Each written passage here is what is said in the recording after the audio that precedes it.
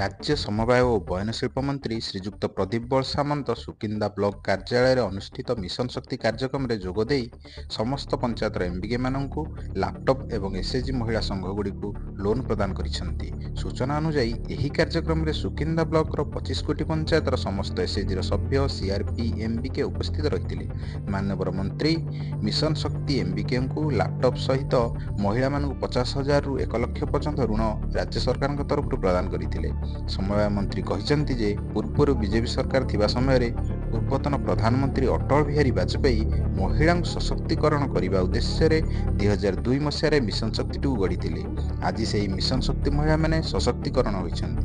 ଖାଲି ସେତିକି ନୁହେଁ, ମହିଳାମାନଙ୍କୁ ବର୍ତ୍ତମାନର ଡବଲ ଇଞ୍ଜିନ ସରକାର ଆଗକୁ ଆହୁରି ସଶକ୍ତିକରଣ କରିବା ସହିତ ସବୁ ପ୍ରକାର ସୁବିଧା ସୁଯୋଗ ଯୋଗାଇ ଦେବ।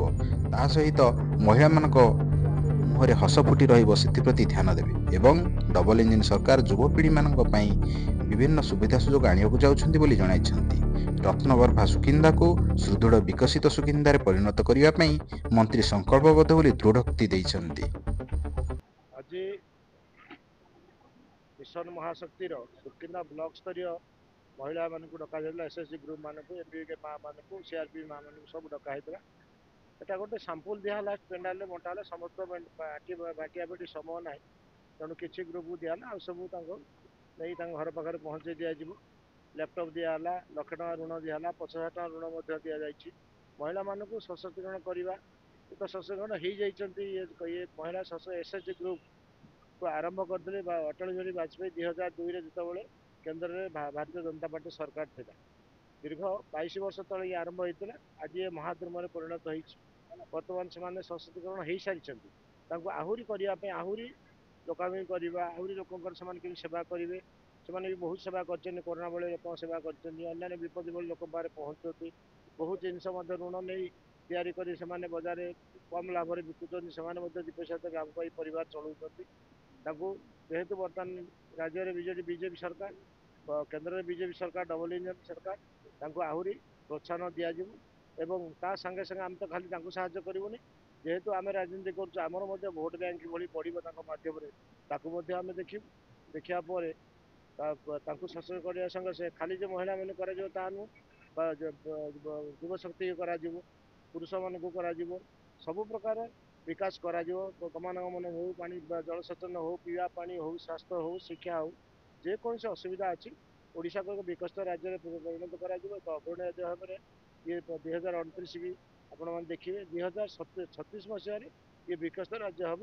ତା ସାଙ୍ଗେ ସାଙ୍ଗେ ସୁକିନ୍ଦା ନିର୍ବାଚନ ମଣ୍ଡଳୀ ଏକ ବିକଶିତ ନିର୍ବାଚନ ମଣ୍ଡଳୀରେ ପରିଣତ କରିବାର ଆମେ ପ୍ରତିଜ୍ଞା କରିଛୁ, ମଧ୍ୟ କରି ଦେଖେଇବୁ। ରେଶମା ଦେଟେ ଭିଡ଼ିଓ ସୁକିନ୍ଦା।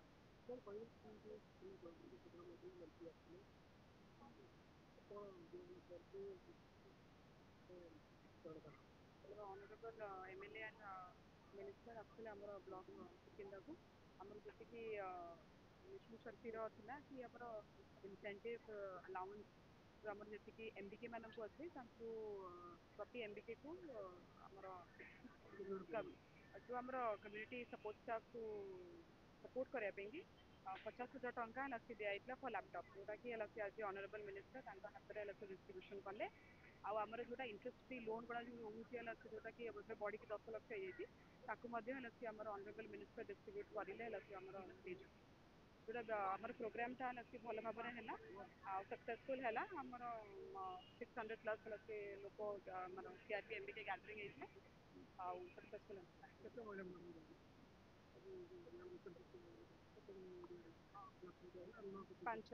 ପାଞ୍ଚ ଜଣଙ୍କୁ ଦିଆଯାଇଛି।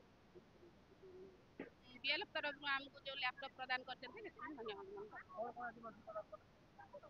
ଯେଉଁ ଏମ୍ବିକେ ମାନଙ୍କୁ ସମସ୍ତଙ୍କୁ ଆମକୁ ଲ୍ୟାପଟପ୍ ପ୍ରଦାନ କରିଛନ୍ତି ଏବଂ ବ୍ଲକ ଲେଭେଲ ଫେଡେରେସନ ତାକୁ ରଖିଥିଲୁ ଆମେ ଏଣ୍ଟ୍ରି କରିକି। ଆଜି ତାଙ୍କୁ ସେଟା ପ୍ରଦାନ କରାଗଲା। ସେମାନେ ସେ ଲ୍ୟାପଟପ୍ ନେଇକି ତାଙ୍କର ପଞ୍ଚାୟତ ଲେଭେଲରେ ବିଭିନ୍ନ କାର୍ଯ୍ୟକ୍ରମରେ ତାକୁ ଲଗାଇ ପାରିବେ।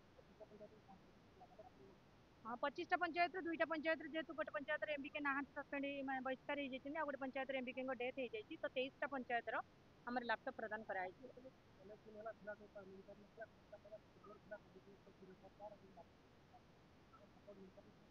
ନା, ସେ ସମୟରେ ଆମର ବ୍ୟାଙ୍କ ମିତ୍ରମାନଙ୍କୁ ଫାଷ୍ଟ ଫେଜ୍ରେ ମିଳିଥିଲା।